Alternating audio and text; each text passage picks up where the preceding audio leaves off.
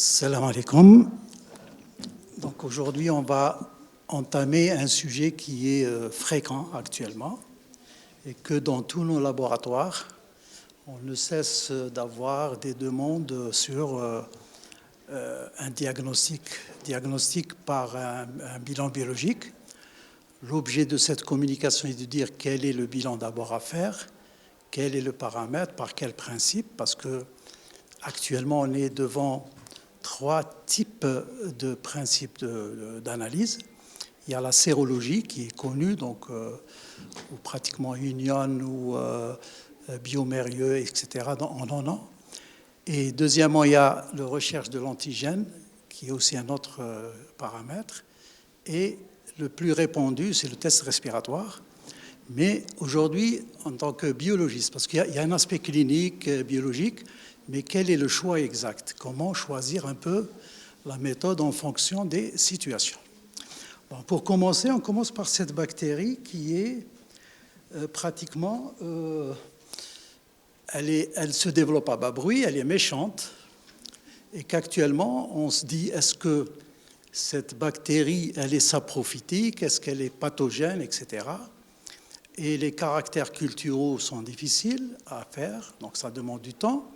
Il n'y a que les techniques de sérologie, tests respiratoires, y compris la PCR, qui a pris quand même un bon relais. On va voir un peu l'historique. Donc c'est une bactérie que, dans l'histoire, elle est ancienne quand même. Donc le premier en 1893, il découvre la bactérie spiralée. Donc il voit une bactérie qui a un spirale.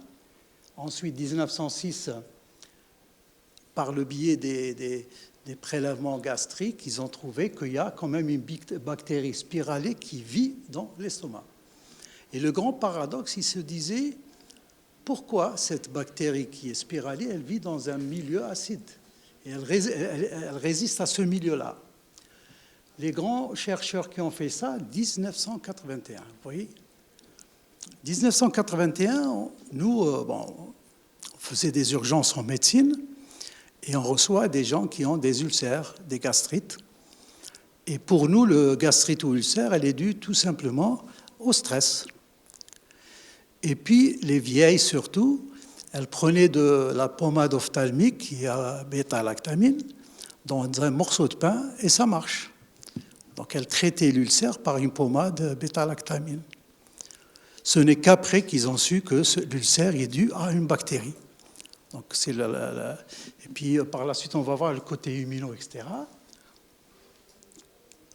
424, toujours les caractères culturaux, un peu de morphologie, génétique. 88, vous voyez, en 1988,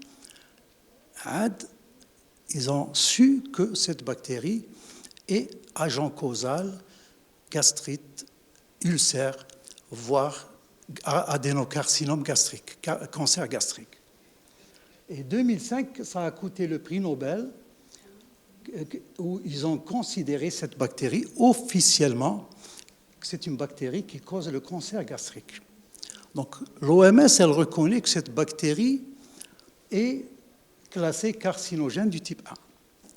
Bon, il y a des cancers d'origine virale, il y a d'autres, mais elle dit qu'elle est d'origine bactérienne. Bon, ça c'est un peu de microbio, donc on va passer parce qu'elle est spiralée, elle est dotée de plusieurs gènes, donc les spires sont d'une force importante, ce qui donne un peu la mobilité facile sur la surface gastrique.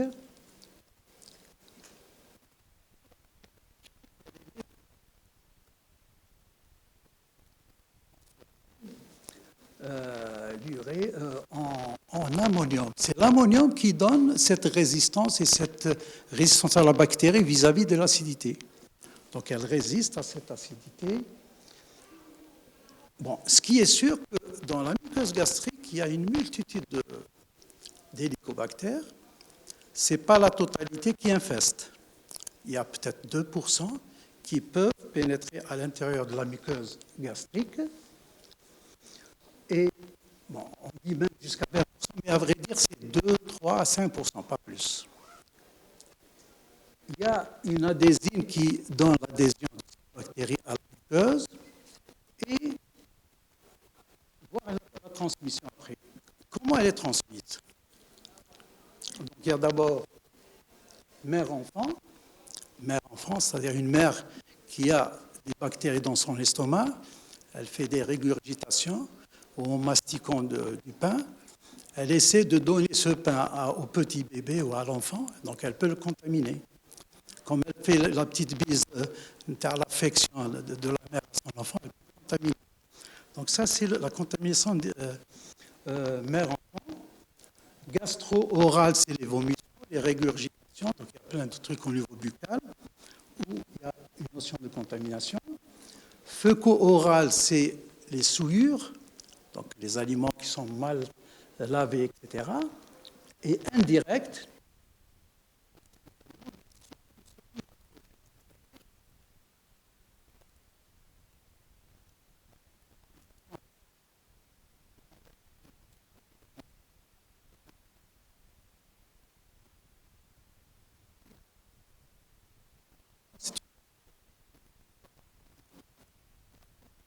clinique. Les seuls symptômes, ce n'est qu'après. Si une gastrite, il y a un reflux, un ulcère, voire un adénocarcinome pour plus tard. Les réponses immunitaires, on sait tous que cette bactérie peut causer deux ennuis importants. Le premier ennui, c'est qu'elle peut déprogrammer le côté immunitaire et elle peut provoquer carrément un problème auto-immun. Une bactérie qui peut donner une polyarthrite, un lupus, toutes les éventualités sont possibles.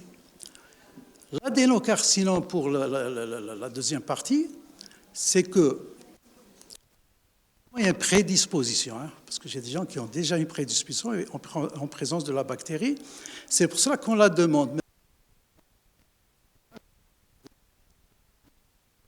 Est-ce que votre famille a une gastrique? Et à ce moment-là, elle est indiquée dans ce contexte.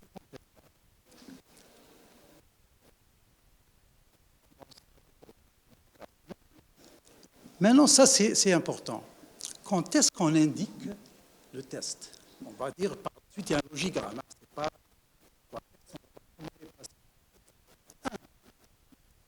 Quelqu'un a déjà fait un ulcère gastro-duodénal, des gastrites à répétition.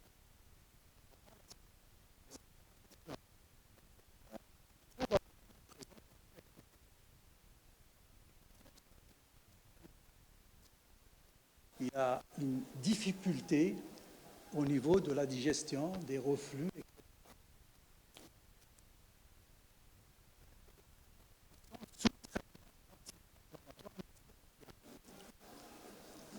Pendant à l'encours.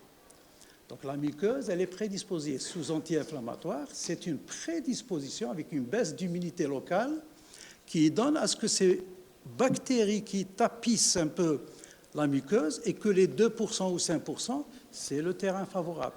Donc, c'est cette baisse d'immunité locale, donc la muqueuse ne se défend pas bien. Il y a un point qui est très essentiel, c'est que actuellement, quand il y a un purpura idiopathique thrombopénique, il faut penser à l'Helicobacter pylori, chez l'enfant surtout, et même chez l'adulte. Donc elle est devenue une indication importante en cas de PTI. Donc on doit explorer bien sûr frottis, formule, voire même moelle, mais il faut commencer quand même par l'Helicobacter pylori qui est une cause majeure. L'anémie ferriprive sans cause trouvée. Donc vous pouvez explorer les anémies, vous dites que, est-ce qu'il y a une cause? Parmi les causes sous-jacentes, c'est l'Helicobacter pylori.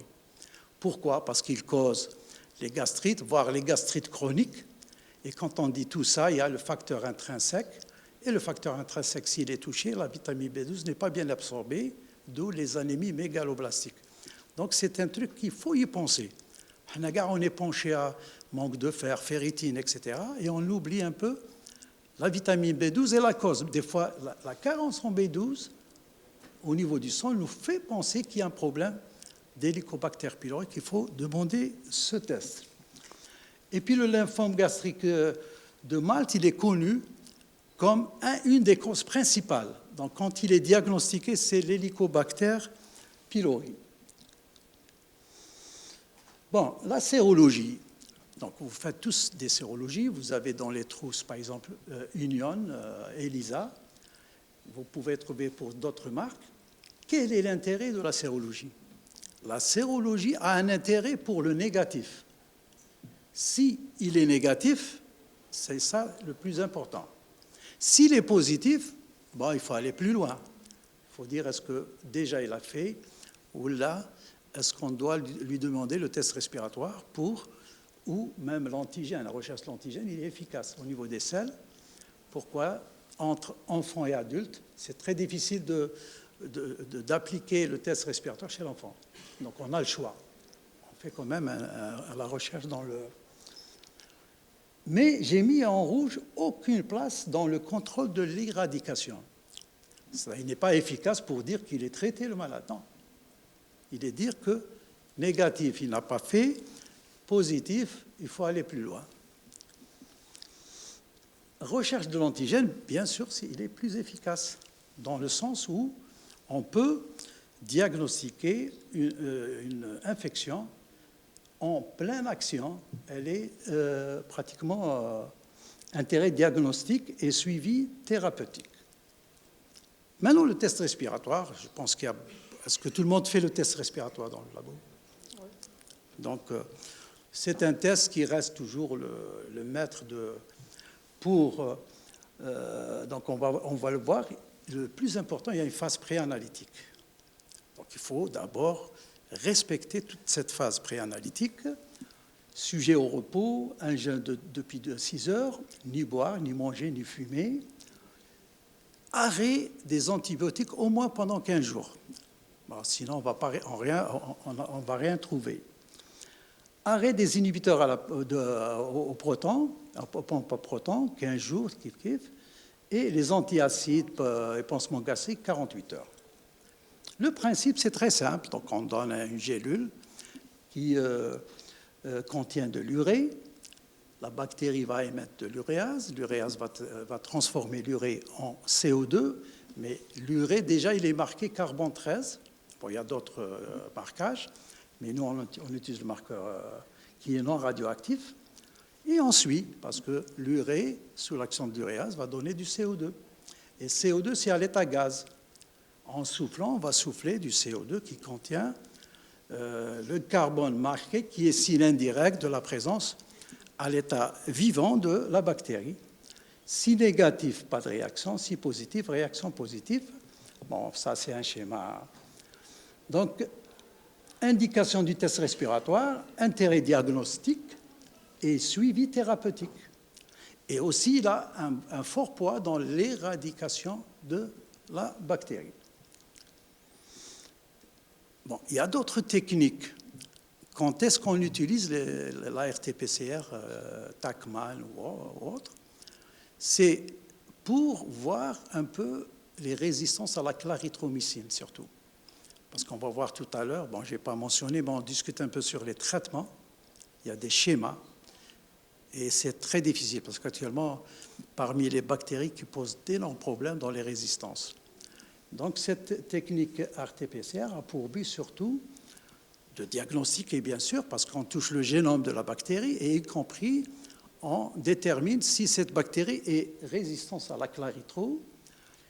Et les cultures microbiennes, moi, j'en passe, parce que ce n'est pas nécessaire pour nous pour le diagnostic rapide. Donc, PCR, méthode la plus sensible pour détecter l'HP et tester la sensibilité et résistance de la clarithromycine.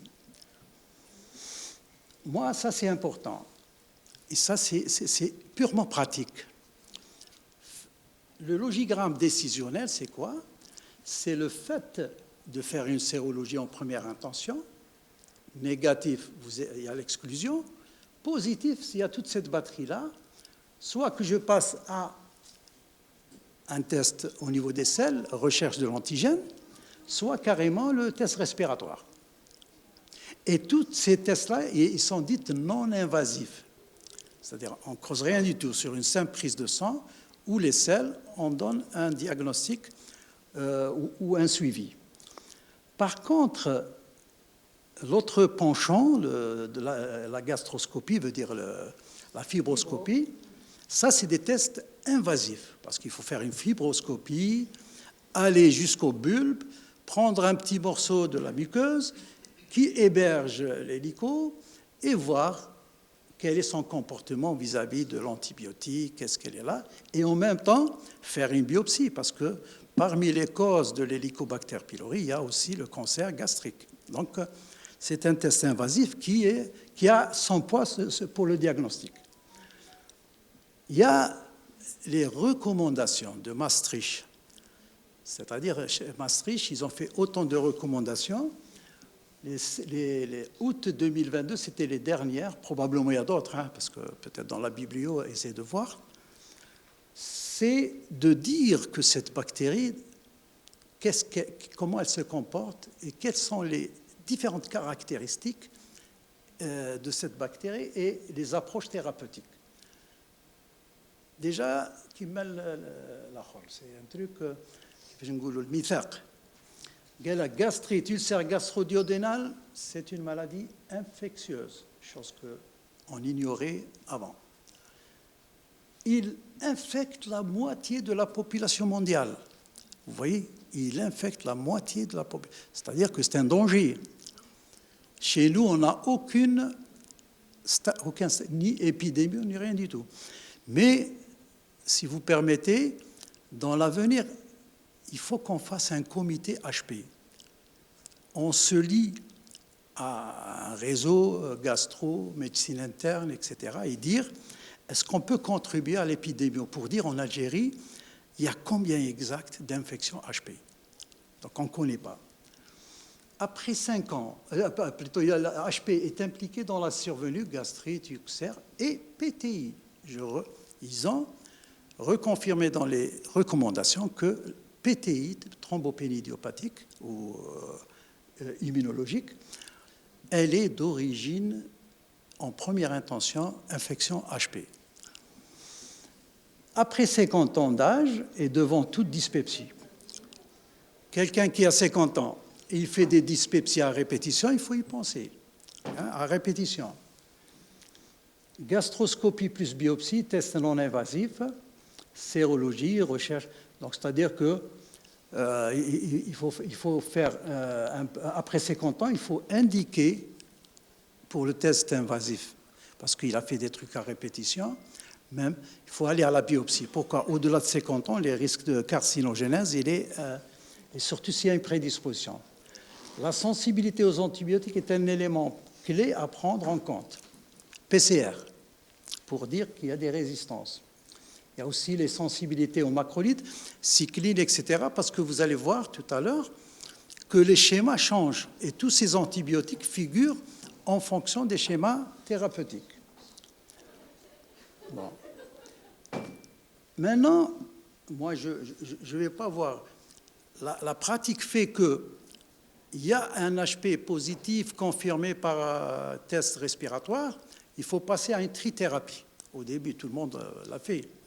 Amoxicilline, flagyl et un antiacide ou un antiproton. Mais actuellement, ils préconisent jusqu'à 14 jours. Mais dans la plupart du temps, ça ne marche pas. On fait une fenêtre de 30 jours, refaire un test respiratoire, il est positif. Le gastro pense à donner un autre schéma. Et le schéma, il peut aller à une quadrithérapie, où il va utiliser, au lieu de la claritro, donc il va rajouter des cyclines, et puis il y a même qui rajoute, on dit une quadrithérapie busmutée, le busmut. Le busmut, c'est comme un pansement gastrique, il a comme but de coller, pour faire coller un peu les antibiotiques sur la partie inflammée, causée par Et le dernier, peut-être vous avez vu dans la littérature et le traitement, actuellement, il traite avec une molécule qu'on appelle Pilera. Et le Pilera, il englobe la totalité de ces médicaments. Et les patients ou patientes qui prennent ce schéma thérapeutique, ils ne supportent pas, ils ne le gobent pas. Pourquoi? 3 comprimés 4 fois par jour. C'est énorme. Donc, le mouchkil ouera, on est devant une infection qui est rebelle, elle est rebelle.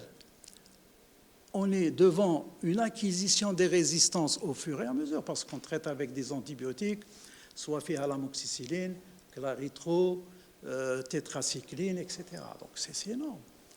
Donc les tétras en dernier lieu, parce qu'il est quand même, il y a des sensibilités vis-à-vis de cet antibiotique.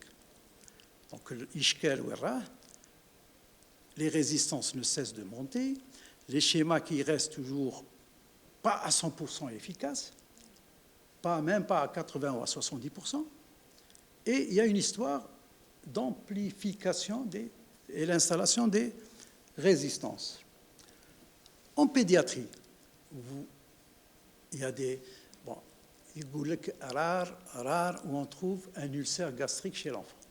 Ça caïne, on le trouve de temps en temps. Chez l'enfant, gastrite, c'est difficile. L'enfant, c'est PTI.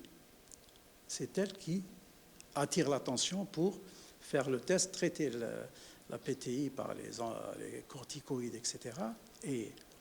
Mais corticoïdes, c'est juste pour faire augmenter les trucs, les plaquettes, mais le traitement de fond, c'est une trithérapie. Donc, il essaye de modeler le traitement en fonction du poids et en fonction surtout du poids. Un dernier truc, j'ai mis autre complément à usage thérapeutique. Des fois, on se dit que cette bactérie, elle vit dans l'estomac. La question qui se pose, est-ce que cette bactérie était tout à fait tranquille et c'est nous qui en dérangé? Parce qu'elle est considérée comme un microbiote. Mais il y a le microbiote. Le microbiote, on peut trouver dans l'intestin le maximum, parce que c'est une empreinte digitale. Hein. Chaque individu a un antibiotique propre à lui, comme une empreinte. Le maximum. Mais plus on aille vers l'estomac, il y a une baisse. Est-ce que cet HP, avec cette ampleur, est considéré comme ça prophytique? On ne connaît pas. Est-ce qu'on l'a dérangé par de l'automédication? On traite et on bousille cette... Et quand elle est réveillée, quand elle devient nocive, on dirait que elle essaie de s'infiltrer et de toucher un peu la muqueuse, etc. Donc ça, c'est... Les Chinois, par contre, ils ont trouvé une solution qui est quand même... Parce qu'ils ont fait beaucoup d'expérimental pour traiter, et ils utilisent un peu le lactobacillus dans un cadre de phytothérapie, et ils ont trouvé qu'il y a des résultats. Est-ce qu'un jour, les Chinois peuvent mettre au point sérieusement des traitements qui peuvent éradiquer au moins 80%? Donc on est devant un paradoxe où il y a plein de résistances, il y a des schémas thérapeutiques, on dirait qu'on bombarde une mouche avec une balle de canon, c'est ça, hein? Puis les rats pour ce bruit, ce vacarme, pour une bactérie qui a causé d'ennui. Mais l'ennui, il est difficile. Pourquoi? Elle crée de l'auto-immunité et elle peut engendrer un cancer gastrique. Donc, si je donne une petite conclusion, d'abord pour nous biologistes, donc, on doit mettre un logigramme pour l'intérêt de nos analyses, sérologie, tests à recherche antigène, et les mettre en place, et voir la demande. Et autre chose, si on participe un peu aux résistances et on développe RT-PCR, TACMAN, Helicobacter, on rend service. Et en finalité, on doit encore faire nos recherches bibliographiques et voir quelle est notre position, nous biologistes, vis-à-vis du côté thérapeutique. Voilà, je vous remercie pour...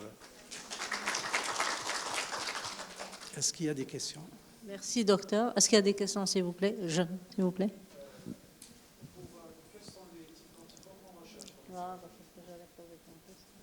Bon, il y a les IgG. Et, bon, généralement, les IgG suffisent. Hein, parce qu'on trouve dans les trousses, il y a plein. Hein, ils mettent IgA. Il y en a pour moi, IgG. Ça, IgG, tu marques comme quoi il y avait une présence. قديمة ولا راهي كاينة ما تعرفش. Si elle est positive, il faut compléter par un des tests, recherche de l'antigène ou le test respiratoire. Si elle est négative, elle nous rend service. La négativité est très importante pour dire qu'il n'y a pas du tout d'infection.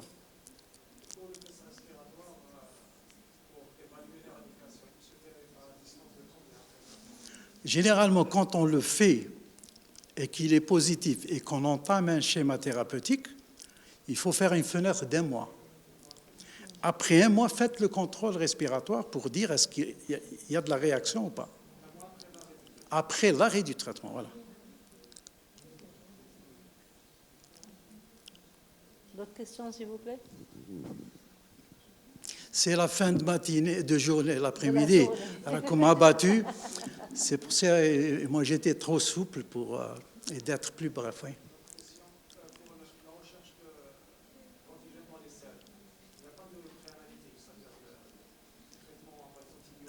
C'est à nous de faire ça, hein, ça, vous avez raison. C'est un test qu'on le découvre qu'il y a 3 ans, 4 ans. Donc le rôle du biologiste, c'est quoi? C'est à partir d'un certain pool, avec les conditions, avec une petite fiche de renseignement, et faire un tout pour dire, parce que pour valider la méthode, c'est juste pour dire que le test, il est bon. Faites 30 répétabilités, 30 reproductibilités, c'est bon. Parce que vous avez un système, vous avez le réactif, vous dites qu'il y a de la robustesse. Mais il faut du temps et de la biblio pour qu'il y ait une réponse intégrale. Hein. Voilà. Je pense que la question, c'était par rapport aux antibiotiques. Est-ce qu'il y a toujours, est-ce que on doit respecter les mêmes conditions pour la recherche des antigènes hélicobactères au niveau des selles comme pour le test respiratoire? C'est-à-dire? Est-ce qu'on doit respecter les mêmes conditions? C'est-à-dire pas d'antibiothérapie pendant 15 jours, pas... Bien sûr. Non. C'est-à-dire pour la recherche d'antigènes au niveau des selles? Non, ce qu'on doit chercher, c'est de dire est-ce qu'il y a une bactérie qui est l'HP en activité, vivante en activité. Parce que si elle est en activité, elle peut causer des ennuis. Maintenant, pour dire qu'on la recherche en activité, le choix des tests que je viens de citer. Il reste le côté thérapeutique où nos confrères gastro-internistes trouvent des difficultés pour avoir des résultats. Parce que actuellement, il y a une amplification des résistances et on dit que la moitié de la population est infectée. Infectée, c'est-à-dire mais il n'y a pas tous les mots hein, d'adénocarcinome, etc. Donc l'avenir, s'il n'y a pas un traitement radical, comme le fait le schéma phytothérapie chinois, peut-être ils auront d'autres traitements à faire. Donc le problème des résistances, pire que les BHR et les BMR. Voilà.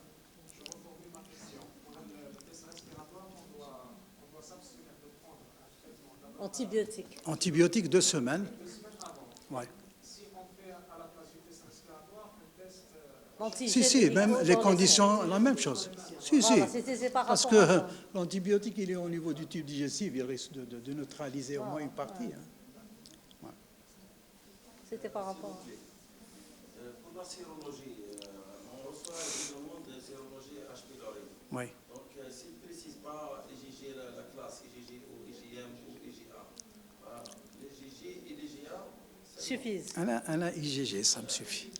Je fais l'IgG, vous savez, ça me suffit. Est-ce que je vais demander l'IgA pour rechercher une activité active? Ouais, voilà. Je préfère aller. Positif, ça se négatif après quelques mois, premier résultat. Pour voir la vraie spécificité, il faut aller à un autre test plus crédible. Bon, crédible, c'est-à-dire sur le plan logigramme. Hein, logigramme.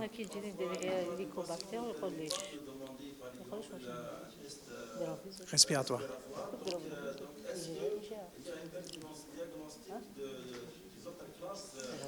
Moi, à mon avis, moi, à mon avis, si on ne fait pas un test respiratoire qui est le plus robuste, on ne peut pas avancer. Parce que pour dire que l'activité en direct, qu'elle est en activité, il faut faire le test respiratoire.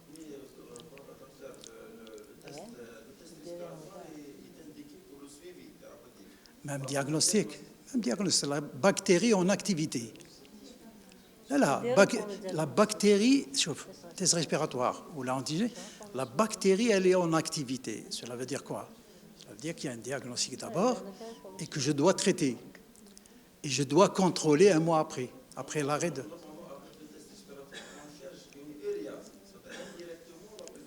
l'urée, parce que la bactérie...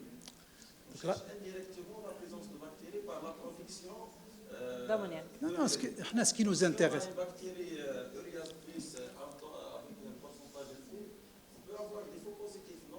Là, même pas. On agirait vers le CO, le gaz. Parce que je dois souffler pour avoir un gaz. Et le gaz, c'est le CO2 marqué au carbone 13 qui provient de l'urée. Et l'uréase, elle est émise par la bactérie, donc il y a une réaction. Indirect. Non, le diagnostic est toujours indirect. Parce que là, l'HP, elle se développe à bas bruit, elle fait beaucoup de dégâts. Et tous nos diagnostics biologiques sont indirects. Ouais. Ça serait mieux de rechercher, par exemple, l'HP dans les selles. Il y a un choix. Il y a كل واحد منا. C'est une technique immunologique. Spécifique. Elle est efficace, hein, elle est très efficace. Hein, et elle a son poids. Ouais. Voilà. Parce que Kelly ne préfère pas les selles.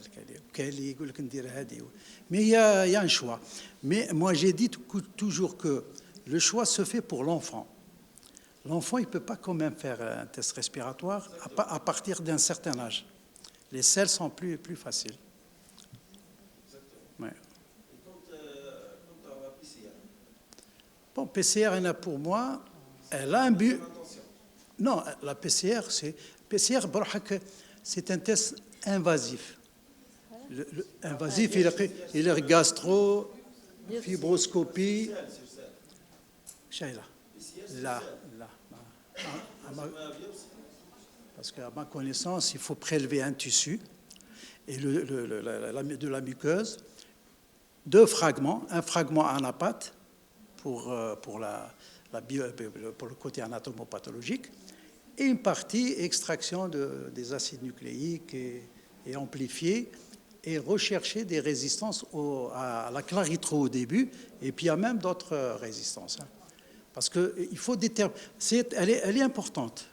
Pour un certain stage, elle est très importante parce que le problème des résistances, il se pose pour le...